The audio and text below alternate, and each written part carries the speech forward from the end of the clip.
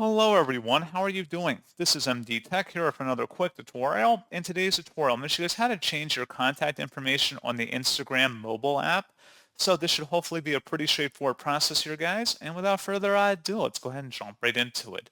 So all you have to do is open up the Instagram app and select your profile icon in the bottom right corner to open up your profile page, and then select the hamburger icon in the top right.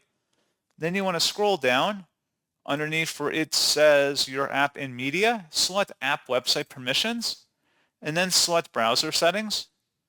Underneath autofill, select versus add contact info, and you can go ahead and add or edit that depending on your preference, whatever you want to set in here.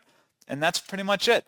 So as always, thank you guys for watching this brief tutorial. I do hope that I was able to help you out, and I do look forward to catching you all in the next tutorial. Goodbye.